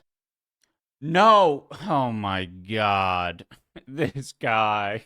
This is crazy. I'll listen to this full section. Comes into the gym super mad and she's like, our brand is at stake. We're $500,000 in the hole right now. I wish I knew that. I wish I knew that at that time. I think a lot of the fighters would have liked to have known that. I don't think none of them needed to be in the dark about that, you know? Yes, completely. Well, and that's the thing. They said you guys didn't promote enough, but they weren't honest about the fact that they were spending the money from the ticket sales on the hotel, on flying people in, on all these other things. So it was just like, so those decisions that. No, that's not how that works. Everything is fucking budgeted and, like, accounted for ahead of time. And, like, what was the start of that? Stake. We're $500,000 in the hole right. Okay, Anissa has some fire to spit. Here, let me extend this so you don't have to be in frame. It won't pick me because I'm right here. You can say what you got to get pretty close. Though. Okay. I just want to, like, because I'm the one who is, like, seeing the back end. This part of it really pissed me off with Harley saying, like, we would have really liked to know. Being $500,000 in the hole year 2 is actually amazing. Year 1, we were $1 million in the hole before the event, and that's normal because production, broadcasting, renting the arena, paying fighter purses, all of these things cost money. Second year, we were actually less in the hole because we had I think it was a clothing brand that gave us money forward, so they could be Moment House or one of these. Yeah, Moment House gave us. We're actually doing better, but it's very normal when you're putting on live events to be in the hole for all of the money or a lot of the money because you're essentially waiting for the last 24 hours for the pay-per-view sales and everything. All the sales come in 48 to 24 hours. So nobody needed to know that we were in the hole. It's normal business. Yeah. Yeah, it's not a revelation that, like, when you're putting on some massive fucking event that you have so many costs ahead of time. Over-explain that shit? Yes. Yes. I mean, that, again, like, this is what happens. A lot of people think, well, I mean, specifically these two, we over-communicated so many things And then when things are being over communicated, all of a sudden it's fucking like drama and shit. And he's got something to say about Anissa. Like, it's just gross. So yes, Anissa was it's your Wi-Fi, Malsey. Right now. And we're like, and is at stake. We're $500,000. So yeah, keep in mind, like, this is him talking to me and like pressuring me before the fight, saying like, this is his brand at stake. In the hole right now. I wish I knew that. I wish I knew that at that time. I think a lot of the fighters would have liked to have known that. I don't think none of them needed to be in the dark about that, you know? Yes, completely. Well, and that's the thing. They said you guys didn't promote enough, but they weren't honest about the fact that they were spending the money from the ticket. Well, this is another thing, right? Like Anissa said, so many boxing events, the sales do happen in the last 24 hours. It's like fucking 90% of the sales. Like, it's a ridiculous amount. And so, like, knowing how many people, like, you're kind of in the dark for how many people are going to buy until the day it happens. Like, it's obviously cool to see people pre-buying tickets and stuff, but that doesn't really fucking happen. Like, it's a very minuscule amount, and you can't really count on it to be the like evidence that things are going to be okay. So oftentimes you do have to see how it performs after the fact and be like, oh shit, we should have done things differently, because you just don't know how many people are actually interested and like fucking hyped on it. Ticket sales on the hotel, on flying people in, on all these other things. So it was just like, so those decisions, the gala decisions, were made while in the red. Yes, that's always going to be the case. Yes, the whole event was planned in the red. Like, about that. So she was like, we're already down 500,000. And she still had time to cancel stuff when she said that? Like, how before the event was that? Yeah. I mean, it was 2 weeks. It was 2 weeks before the event. I mean, they So knew she they could were have made some 500K last in minute the hole. moves. Yeah. They knew they were 500K in the hole long before that, right? That's just when they yelled at us about it. Yeah. So they could have definitely made moves to reduce spending. We wanted that award show so bad the next day. They really wanted to. no, it wouldn't have mattered.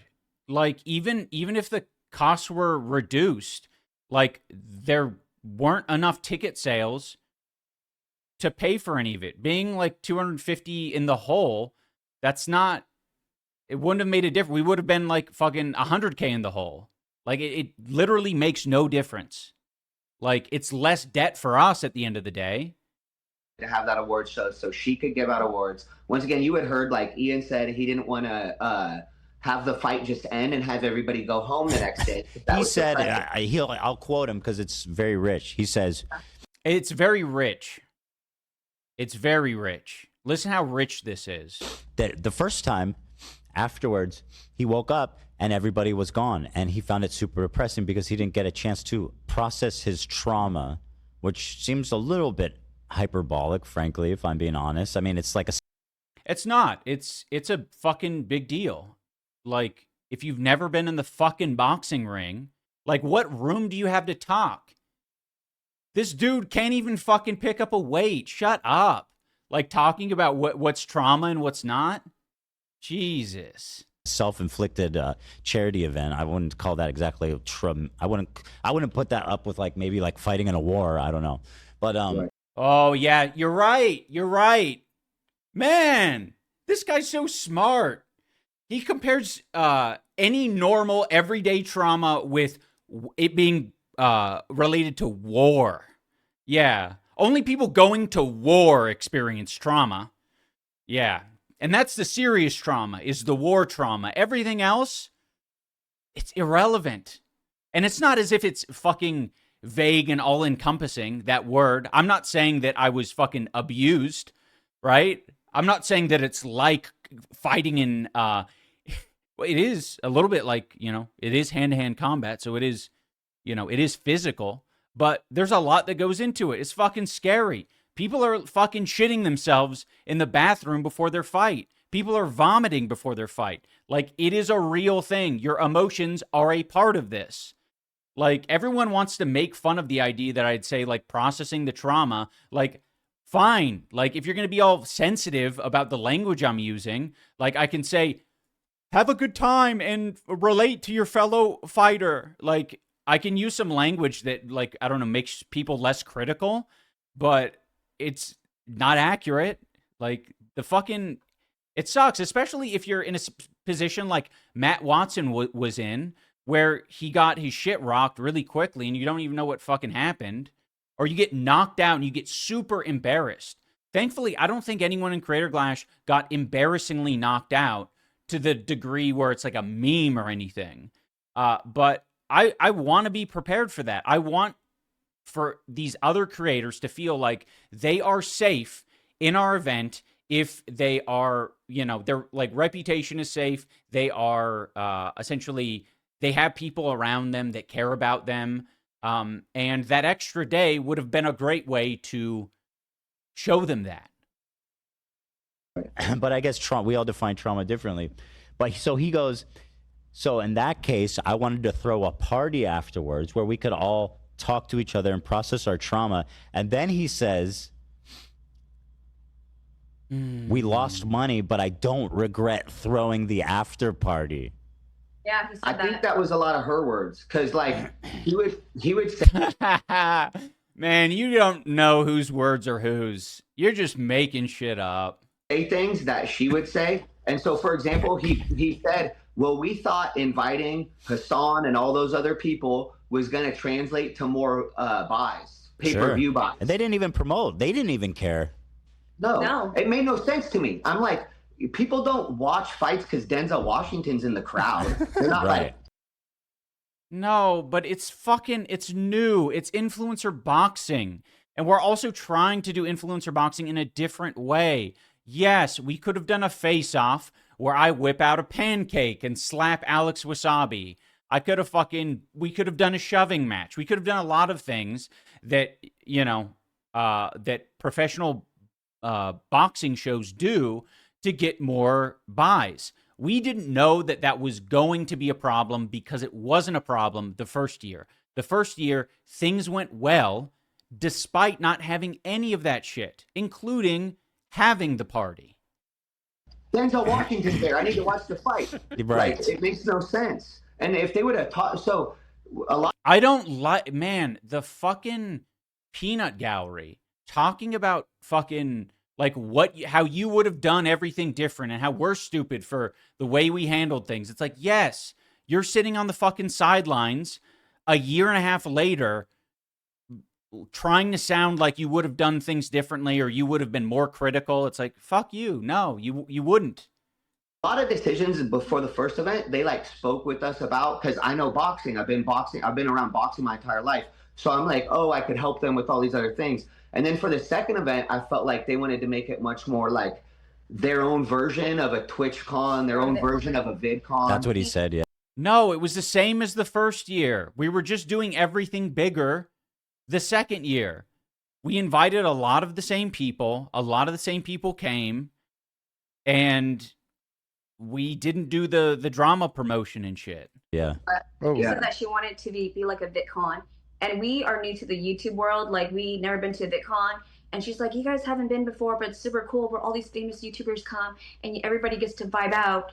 And so I was just like, Vibe is this out. like Comic-Con? Yeah, she was really mad the first year that like, because she would always talk about a certain group of people. It was like somebody named Pokimane and all these other people. And she would always talk about how she wants like them to be there and she wants to be a part of their group. Oh so my a lot of God. it, and then so that's why like. This is not true. What is he saying? He's just like combining different gossip talk. And then the first year was like during that girl's birthday party. So No, sorry. Knowing that detail, it breaks my heart that she had to settle for denims. Yeah. What? I don't even know these people, but yeah. Yeah, and I mean, the only people I really know in the YouTube world is you guys, because you guys were so nice to us. Like, we got more clout from being on your show than we ever did from working with Ian, because he would never show any of the work we did. Oh, he got more clout. Okay, so we know why they went on the show. They wanted more clout.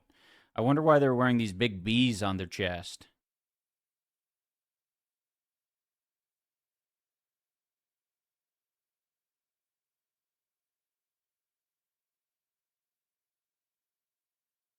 He That's would crazy. never, yeah. And then everybody else, it drove me crazy. Like AB would shout out his coach, Wale, Lucky Boy, yeah. And then, Well, guess what, bitch? I'm not AB.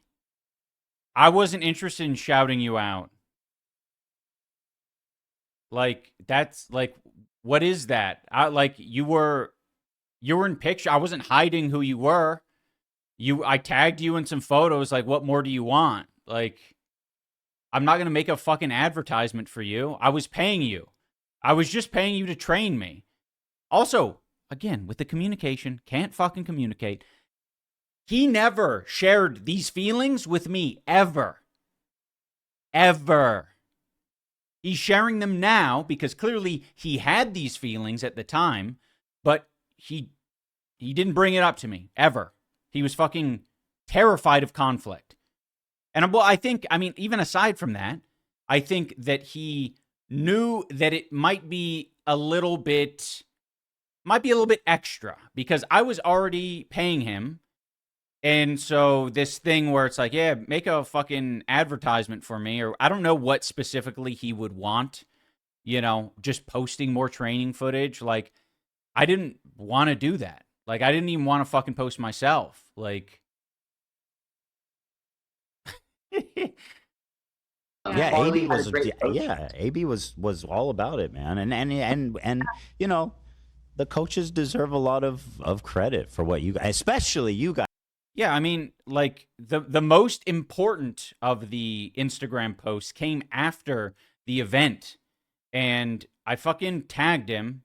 I've since removed the tag since he's a betrayal type of fella. But yeah, I tagged him. He's in the photos, and I was, these are the posts that are going to reach the most people related to the event. So yes, I very much did shout him out in all of these posts that I did. Well, yeah, the betrayal I'm referring to is them coming on talking mad shit about Anissa and I and lying for like 2 hours straight about us. That's the betrayal I'm talking about. Because I thought we were okay, at least. I didn't, expect us to be friends necessarily. Guys who were involved with the freaking event, the management of the whole event, Right. Yeah. I mean, they weren't. That's why they didn't know about shit. Like, Mike Leonardi even said after the second event ended, when it was just him and I talking, and Mike Leonardi was like, man, these events wouldn't even happen without you. Yeah. And I'm like, yeah, because he knows about the drama that I have to deal with training Ian and how hard it was to get him to train. Yeah. And so, because I think he knew Mike knew that. I think. sorry, 1 second, fellas.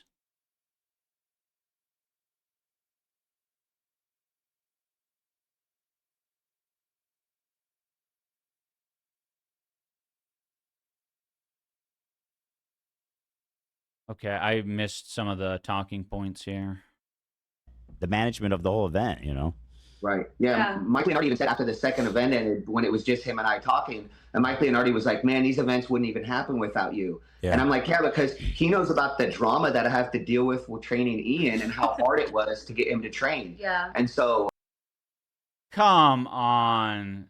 This is fucking nasty. I'm friends with fucking Mike Leonardi. And he was being nice to you. Like, what the fuck is that shit? Like, so insane. Whatever. Because I think he knew Mike knew that I think Ian didn't like boxing either. Everybody just by the knew. way, like he would interact with boxing. So this guy Mike, you mentioned him to me. I wasn't sure. He's the fight promoter. So he was the manager. By the way, he's talking as if he was the one who fucking met Mike and he knows all about Mike. He wasn't in the meetings with Mike. He knows nothing about fucking Mike. He's just yapping because I don't share that information. I'm not like spilling my guts on the harassment podcast. Yeah. that they got in touch with. So what happened to, man, the story of this event was amazing. Like Ian had to reach out to all these people and they were weird. And then he reached out to Manny Pacquiao, and Manny Pacquiao hooked him up with a guy. And then that guy ends up putting him on a phone call. And that's how they met Mike Leonardi. And so, yeah, it's almost like it's my story to tell and not yours, you fucking loser. It's almost as if you just think that how epic and amazing the whole thing is that can just be put into a documentary, and I, and I'm just like a fucking a passive thing in the whole experience. It's all about you. So Mike was a manager in Vegas, and he knows promoters, and he knows how to promote boxing events. And so the actual promoter was a guy named Ryan Rickey, who's like friends with Coach John Thompson, Jesse Thompson, and this guy, Coach Rick. That's Harley's coach. Yeah, Jesse Thompson's Harley's coach. So anyways, he hooks us up with all these guys in Florida, and that's how we were able to throw the event. But it was like the craziest set of circumstances for us to end up where we ended up. So I wish Ian would have told the story. He should have been proud of the story. Do you think I'm any more likely to be proud of the story after you've said this shit? Do you think I want to tell the story now? Because I still have all the footage. Like, after event 2. I've gone through some of it. There's some good stuff in there. But, like, after this shit, what do I selectively edit out the coach? Or I just, like, have an arrow following him around the whole time that says rat?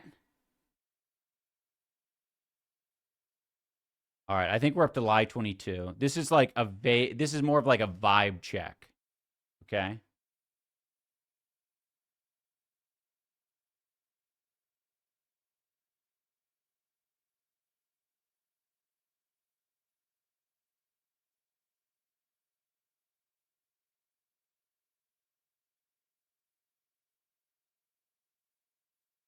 So I'm just trying to update the sub count.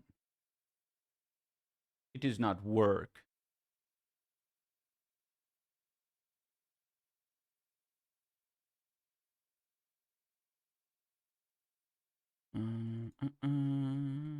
My total subscribers.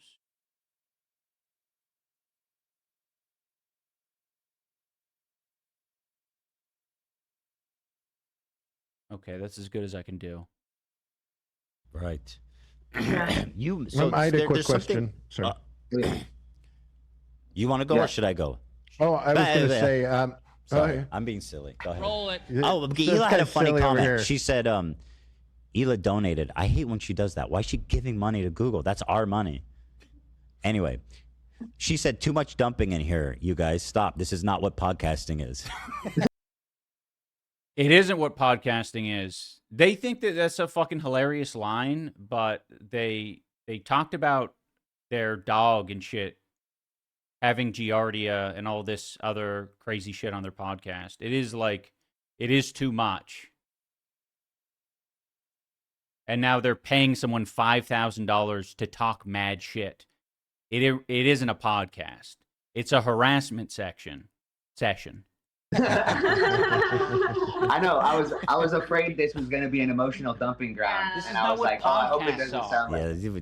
Anyway, sorry, Harley. Go ahead. I was going to ask because just your opinion. Do you think that they were intentionally misleading with any of this, or just sloppy in their execution and communication? Just sloppy. I think it was just sloppy. Like, that's the thing. Like, I still freaking. I always had the best. You want to be around people that want the best for you. And I always wanted the best for Ian. And so I always felt like. Doesn't seem like it. Doesn't seem like it. Man, like, we're going to break through. We're going to have this moment where we break through and things are going to be good. But then they never were. So in my mind, I think they just got sloppy. I think they thought in the second event they were going to do millions of dollars in pay-per-view sales. And so I think that's why they went so far in the hole, because they just assumed they were going to get these huge pay-per-view sales. Just to be clear, Hila's joking. I don't know if you guys know that. The dumping thing is a joke about something Ian said. Yeah. Okay. Oh, I yeah. didn't want you guys to think that I was You This is your guys dump emotional away, dumping ground. please. We're here to dump. Yeah. You mentioned something. So this guy Michael, he left Mike. So he left Creator Clash and went and started working for Jake Paul. Yeah. And he scheduled the Jake Paul event. Oh wow. For the same day. I mean, he's so thrilled. He thinks this is so crazy. Yeah, it was scheduled for the same day, and that shit fucking sucked. That was a gut punch. But it wasn't Mike Leonardi, like Jake Paul and his fucking team. They have to decide when the right date is, and almost every time it's gonna be a Saturday. There's only, roughly 4 Saturdays per month, so, it's a pretty good chance you're gonna land on it.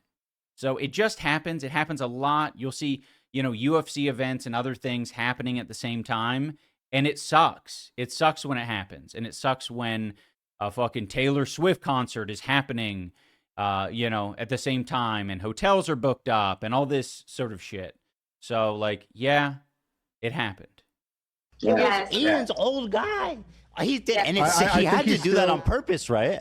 I think he still owns. Why is he saying that? He wants everyone to hate Anissa and I, that he's assuming that our partner in Creator Clash was trying to fuck us over. It's like, no, dude. You have no choice. You can say that, maybe the Jake Paul team was trying to fuck us over, but I don't even believe that. There's only so many dates. Creator Clash, that guy. I think he's still part of it. Well, It's just when you have a Jake Paul, you can that's your thing. That's going to take priority over everything for sure. The event is 100 times bigger than Creator Clash at its best. But I think he's still involved with Creator Clash. So, but then why would he do it on the same day if it wasn't meant as shade? It's a great day. It's crazy. It's so crazy. Oh, thank you. Keep forgetting the lie counter. Crazy to me. When we saw that, Yeah. I was like, because we already knew it was the same night as it. So first of all, Ian never even reached out to me at all for Creator Clash 3. That's one of the big things I want from this is to because what happens when Ian messes with you or messes with these other people, a lot of it comes back onto me and either my YouTube channel or my Instagram, where people start putting a bunch of comments on my stuff. It's probably happening to Harley. It happens to everybody that's related to it, right? Well, what? So, what did they say? They say. So keep in mind, what he said there without saying it was because I wasn't invited to do anything with Creator Clash 3, that's why he wanted to go on. That's essentially what he said. He very sloppily, ran past the point, and now he's saying, oh, things are coming back to me. Things weren't fucking coming back to him, okay? You wouldn't go on this stupid podcast if things were coming back to you. That wasn't happening. You felt safe to go on this podcast and talk mad shit. Yeah, no fucking Instagram comments. It's nothing.